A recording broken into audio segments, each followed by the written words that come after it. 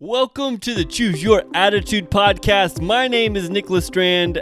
I will be your host. And as always, I am super excited to have you guys. Do us a favor if you love what you're hearing. We are broadcasting on YouTube and all the major platforms. Please subscribe to us, like us, leave us a comment, share us, let the word out so that way we can make this community stronger. As always, don't forget to leave us reviews so that way people can hear your thoughts. We love to read them and we love the world to read them as well. All right, today's podcast is going to be very exciting. I have a person by the name of Branden McWilliams. Branden McWilliams has cystic fibrosis, a lung disease. Brianna, as you know, my late wife had cystic fibrosis. But Branden's different in the fact that he was also a ninja warrior. Now, by all means, Brianna was a superhero, but Branden is an actual ninja warrior. He has taken his journey through, conquering cystic fibrosis and found an outlet through ninja warrior skills. So much so, he created a gym in his backyard and has taken over and even made it on live TV in the semifinals in Vegas. So on this podcast, we're going to talk about that. We're going to talk about some of the struggles of cystic fibrosis for men and the struggle of trying to have children. At the same time, just having a lung disease at all as a human and trying to get through that. So I'm excited for that, and it's going to be great. He's always great to have, become a huge supporter. So I'm excited to speak to him, but first, a word from our sponsors. This episode is brought to you by the Choose Your Attitude podcast, a premium encouragement brand. Choose Your Attitude is a community that champions the idea that attitude is a choice within everyone's grasp. A brand isn't good without a logo, and boy does Choose Your Attitude have a meaning. Turn it on its side, it's an hourglass for time. Two hearts for a community. The one on the left is your past, while the one on the right is your future, lifting up your past. And of course, that butterfly effect. Although we can't control the trials and tribulations we go through in life, we do control how we approach them with the power of choice of our attitude. Choose Your Attitude is a premium encouragement brand that offers men's and women's apparel and accessories. Lots of selections, continuing to drop out more. And as always, get 20% off your first order for our podcast listeners. Use the code podcast20. That's podcast20 and get 20% off just for our podcast listeners. So I appreciate you guys being here. Go shop, go take a look. We love that. But first, let's keep listening. You can shop at chooseyouratitude.com. Again, that's chooseyouratitude.com. If you would like to be a sponsor on this podcast, please email us at podcast@chooseyouratitude.com.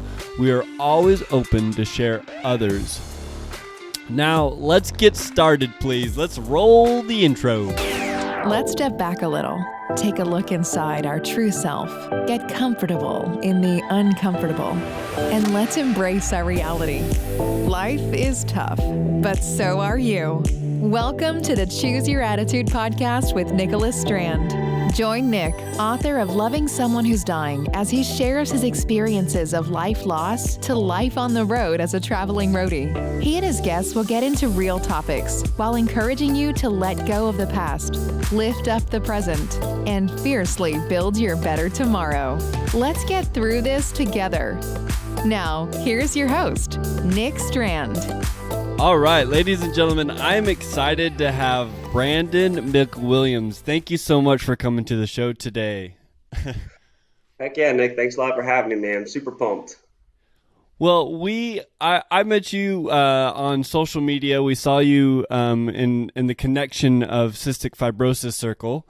And I had to have you on, and we started talking because you have this history of ninja warrior training. But at the same time, you have this really unique, to also have cystic fibrosis, and that connection is quite an amazing connection. And so I wanted to bring you on today and talk about that. But first off, I'd love people to kind of hear a little bit about you and kind of explain who you are in the history of, your CF. Yeah, like I said, my name is Branden McWilliams. With CF, I was diagnosed pretty much right after birth. It's actually, I love my mom's story about it. She always says when the whole pregnancy went great and the birth went great, and she goes, I just didn't understand why you cried so much because it seemed like something was wrong.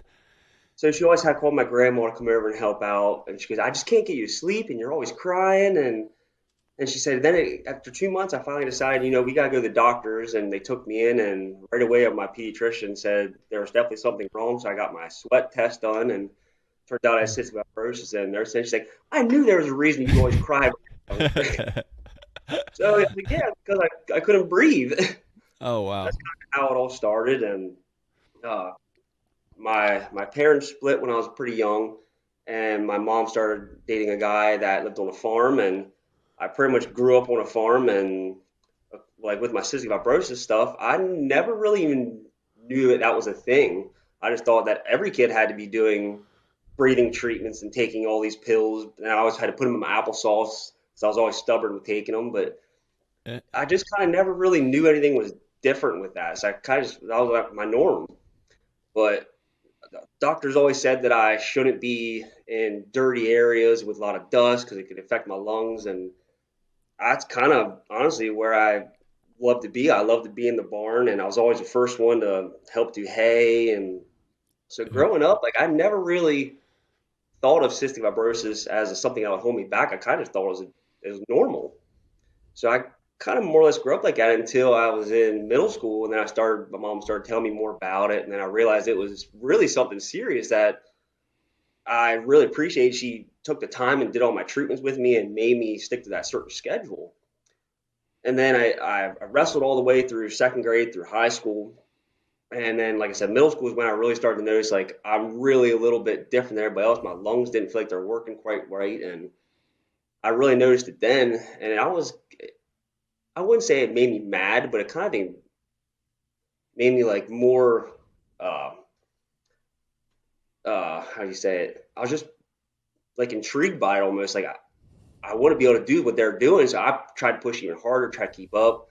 And obviously, sometimes you just literally can't. But I always gave my 100%, just try to keep up with everybody while still sticking with all my meds, my nebulizers, everything I could to stay healthy. And then that led up to being in high school. I wrestled all the way, like I said, through graduating. Did pretty good, but yeah, you could always definitely tell something was wrong. But I always loved like the challenge of, I don't Yeah. know, almost be like kind of like the underdog, like somebody you know you have something wrong, but yeah, I always use that as like fuel to be better in a way. So kind of like then with my cystic fibrosis after um, high school, I went to college, and a little bit later, I always kept up with my medicine. And actually, I got very lucky. I never really had to be hospitalized until I think it was just a couple years ago. It was like 2015 or 2016. I had one of the worst lung infections of my life, which I Oh, was kind wow. of weird. 'Cause then I had to do the whole PIC line, and it was just a lot of different stuff was thrown at me at once. Before when I was younger, I might have had a lung infection, but I was always just kind of like coming an oral antibiotic and it was done. But this was like completely different. It kind of really made me realize that this can be very serious, and I've been lucky for a very, very long time. So I kind of just used that and got healthy, and then all of a sudden I was like, you know what? I want to be the healthiest I've ever been in my life. So then I took up my Ninja Warrior skills and started doing competitions here and there, and one thing led to another, and I just kept setting my bar higher and higher and higher. And luckily, my CF has been right there with me. I haven't had anything too bad, and I just got on the new latest and greatest drugs that they came out with called Trikafta, which is doing amazing, except it's Oh, making me wow. gain a lot of weight. But that's a good thing for cystic Yeah, fibrosis, people with cystic fibrosis. I recommend anybody that can get on it, they try to get on it because it's a great, amazing drug. That's amazing. I have to ask, how did you transition into the Ninja Warrior stuff? Where did that come from? So that was kind of just like a weird thing I did. Me and my wife always watched on TV, and I always kept sitting back. I'm like, man, I feel like I can do stuff like that. I've always been kind of strong in that area with my grip and my pull ups, and living on a farm, I was always jumping between rafters and climbing trees or doing something that involved like grip and strength. I just kept saying, I feel like I can do that. And then one day on Facebook, my one friend, he posted something about how he was going to be doing a local competition. It wasn't for money or anything. It was just kind of just a fun thing to do. And I messaged him about it, and one thing led to another. He took me down to the gym. And I remember it was in the summer. It was one of the hottest days I've ever seen in my life.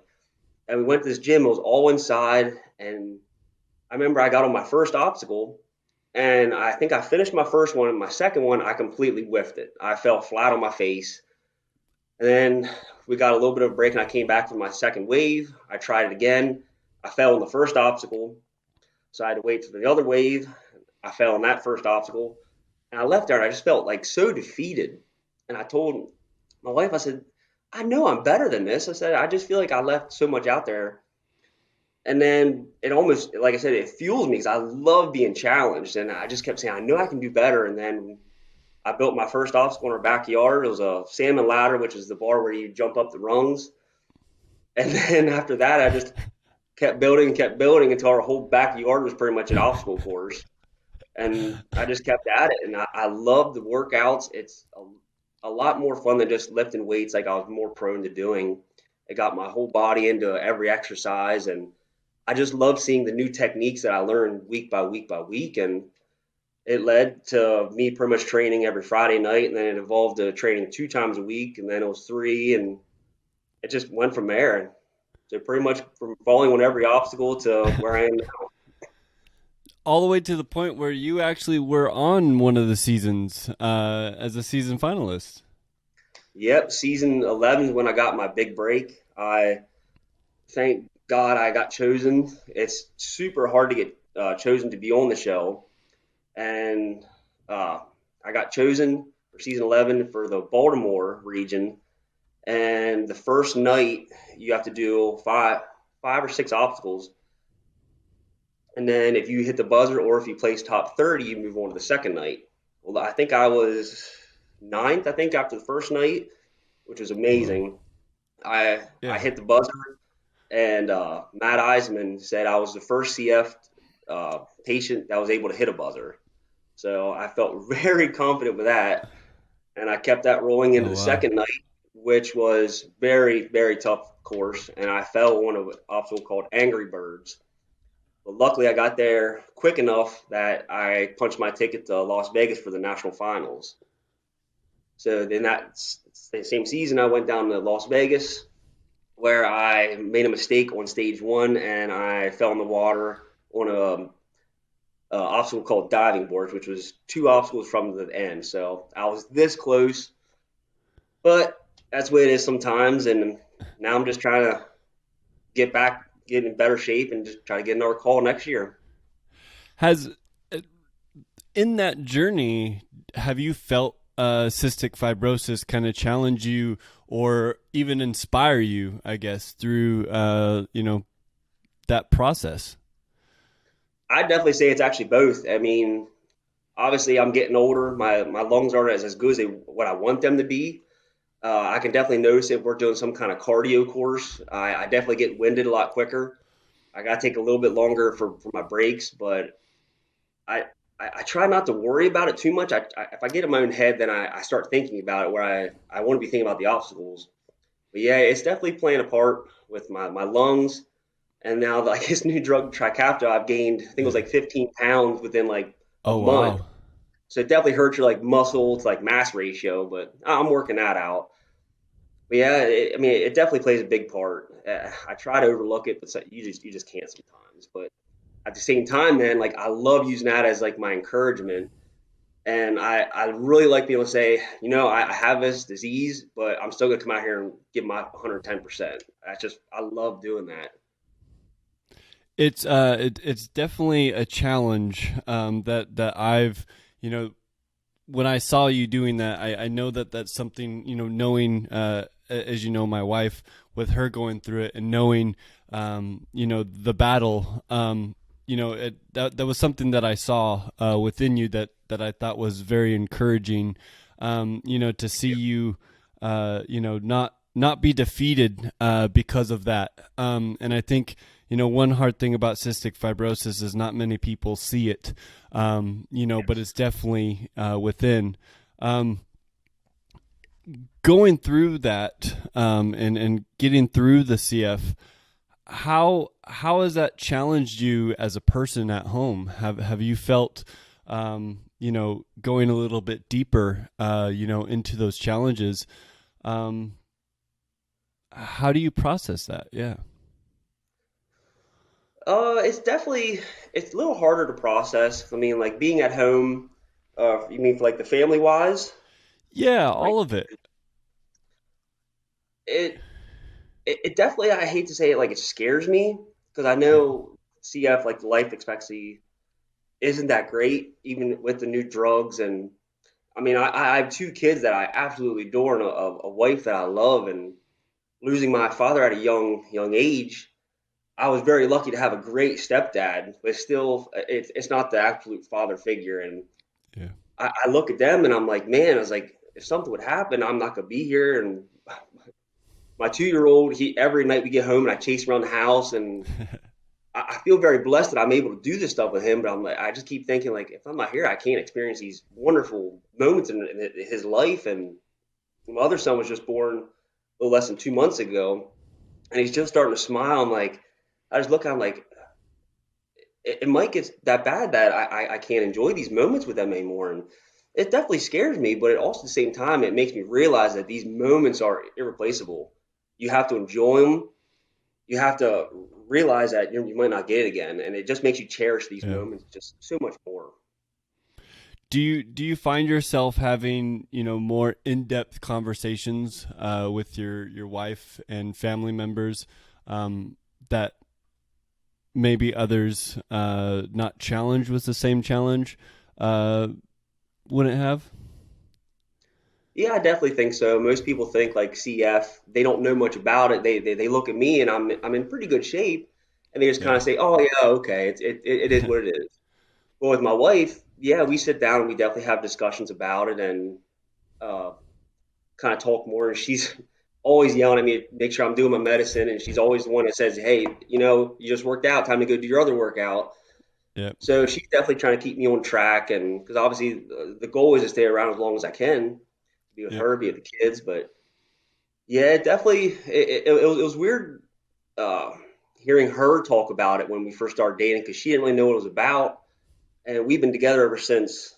I hope I don't get this wrong. It was 10th grade, my 10th grade in high school, and she actually did like a report on it.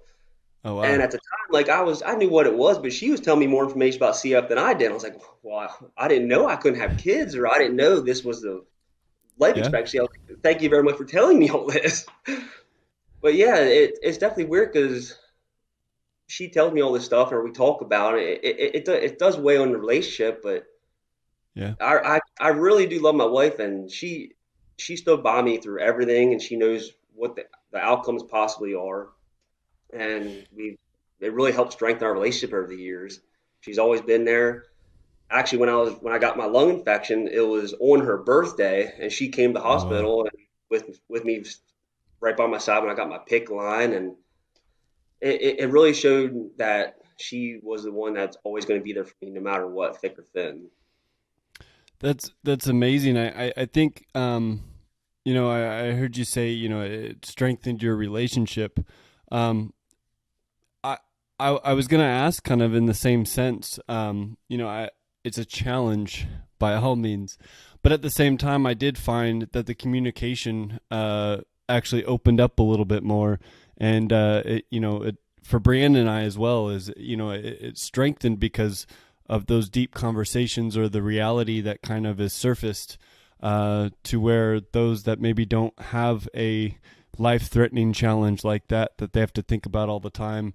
Um, would you agree with that? Do you see kind of the same type of? Oh yeah, yeah, definitely. Yep.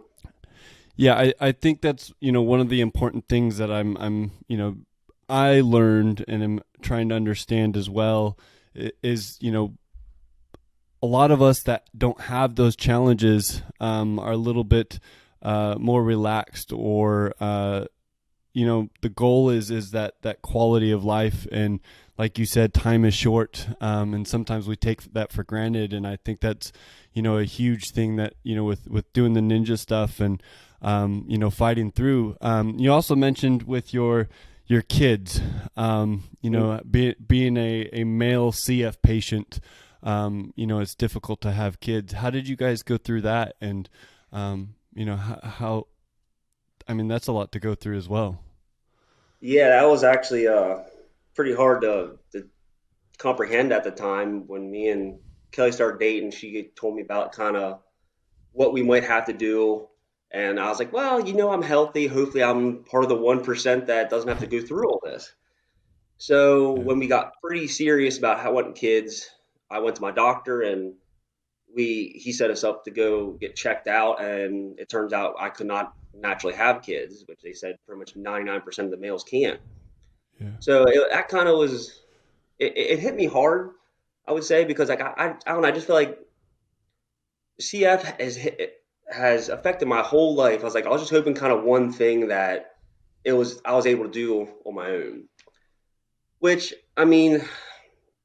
it really hurt, but at the same time we had amazing doctors. We go to Penn State Hershey, which they're amazing up there, and they helped guide us through step by step what we had to do. And I had to go through a testicular biopsy, and then they had to get my boys out and then freeze them.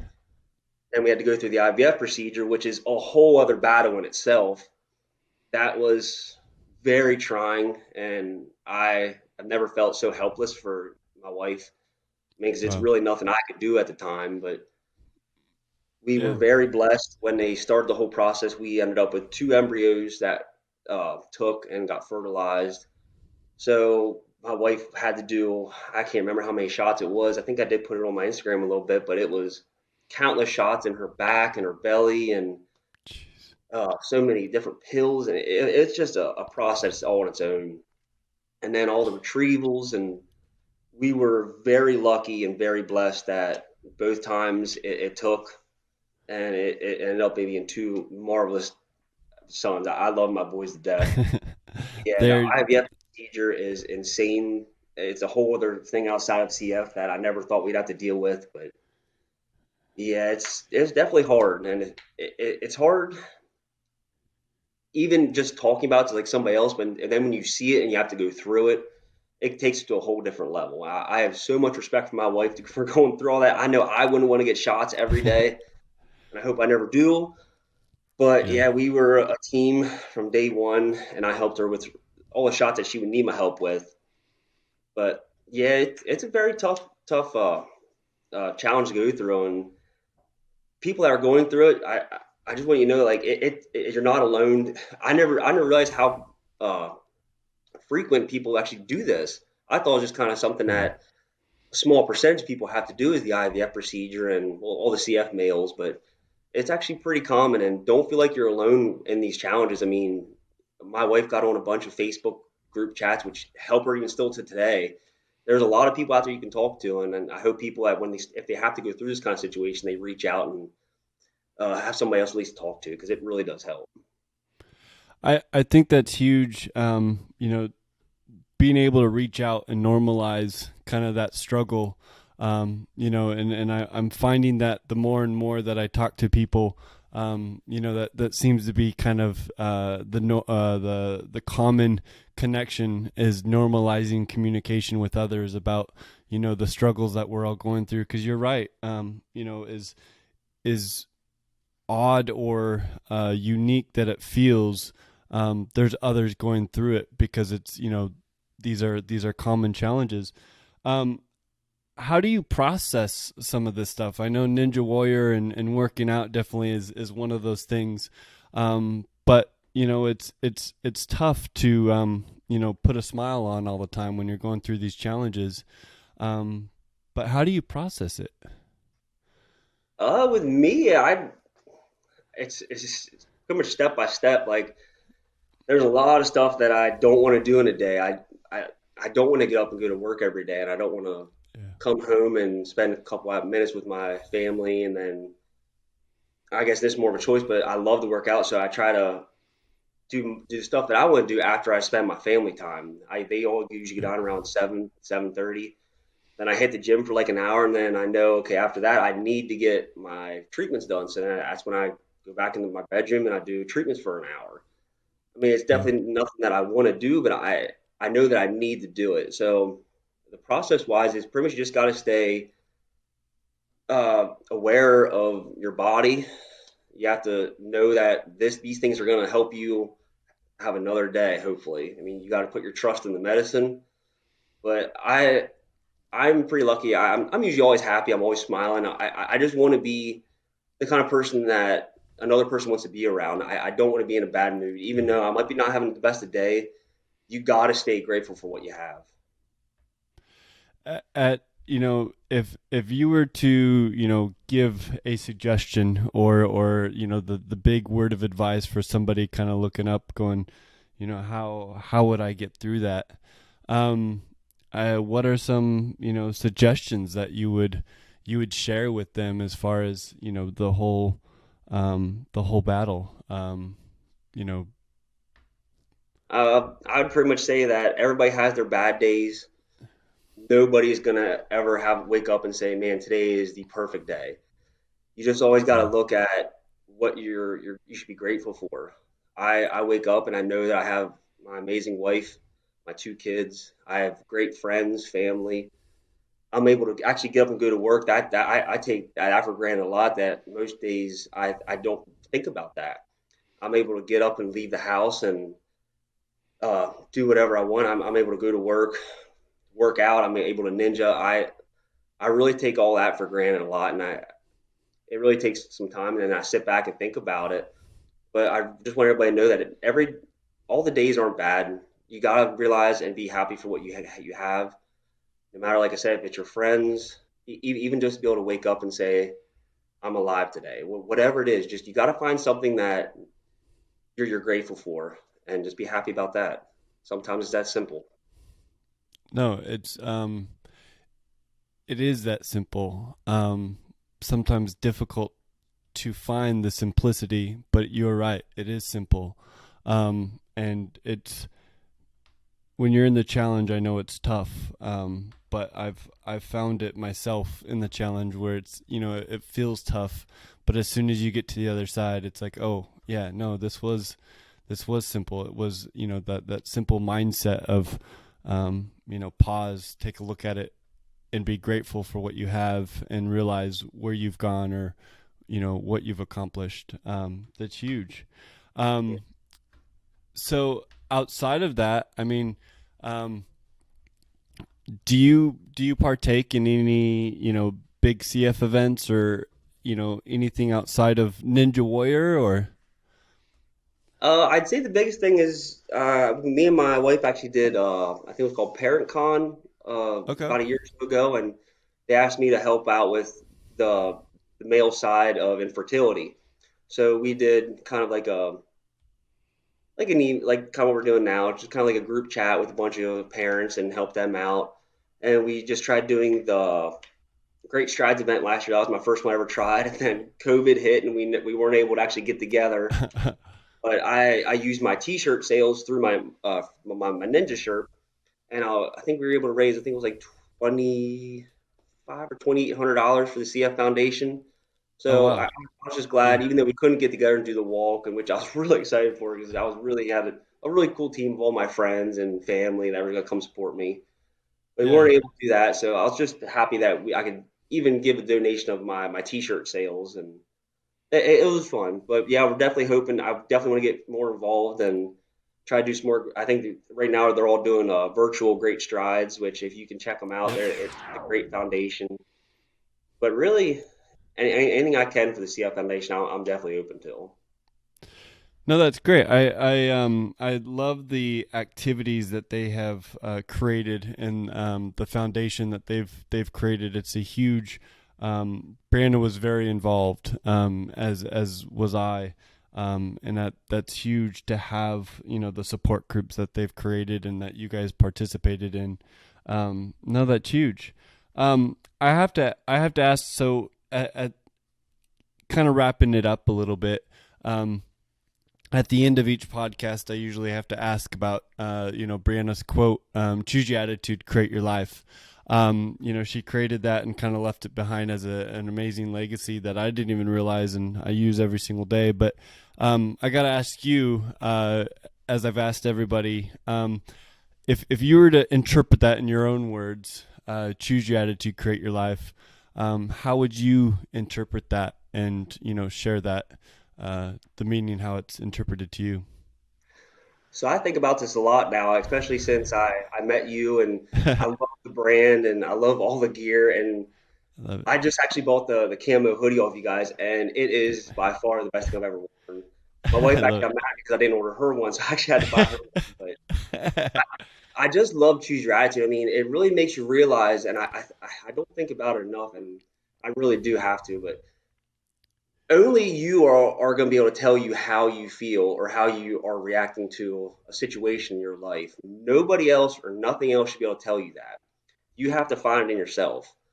And like I said earlier, like, it's everybody's going to have bad days, and the world's not always sunshine and rainbows, but it's up to you how you want to interpret everything. And if you can go into it happy, is 100 times better than going into it with a negative attitude. And it's not always going to happen right away. I mean, if you have a loss in the family or get some bad news, or one of my biggest one was when I didn't do good at a competition, or it could be hot or it could be big or small, whatever it is. It's just your attitude that you go into it with.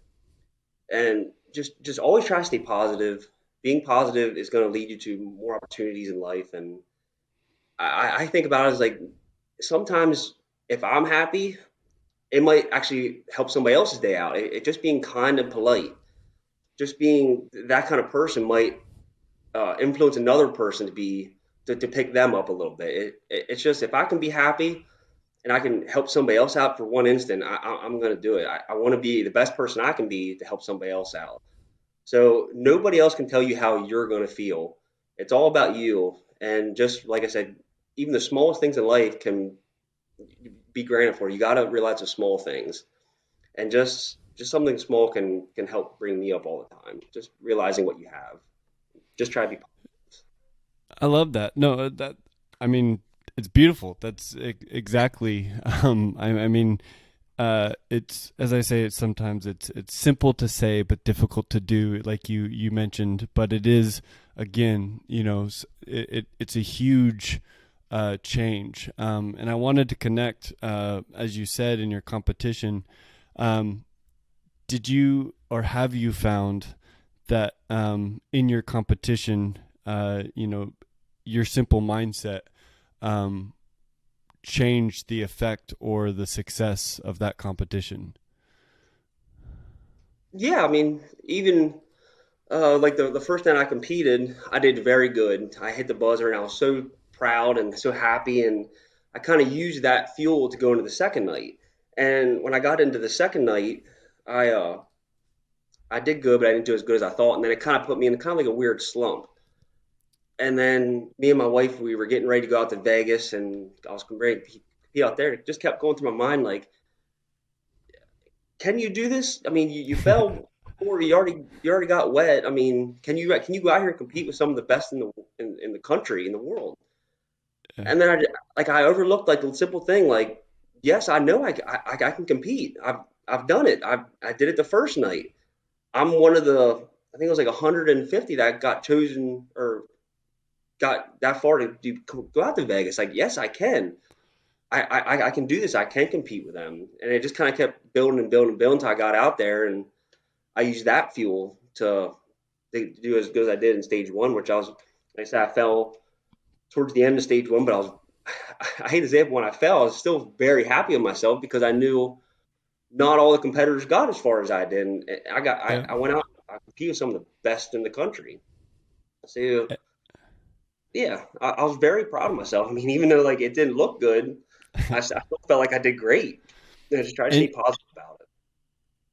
And you did that with the struggle of CF, which half of those people did not have. So, if you put the levels together, you definitely were, one step ahead even then. So, Yeah, there's, I hate to say I like it, but I kind of like being like the person that people don't think is going to do that good. I always had that like underdog mentality. I love to go out there and people are like, oh yeah, here. I mean, growing up my whole life, people are, oh yeah, here's Brand. He's this skinny kid and this and that. And I always love going out there and prove them wrong. I love that. I love that attitude of being like the underdog. That was always my favorite. No, that's great. I think that's huge. It's inspiring to see your journey, to see everything you're going through, to see you keep going. And I love always watching your posts of your ninja stuff. Especially like I said with having cystic fibrosis, because I know what internally you're challenged with. So I gotta say thank you for being on the show. It's an honor to have you on. If people want to follow you, where do they find you at? Yeah, thank you very much for having me on here, and it's been a lot of fun.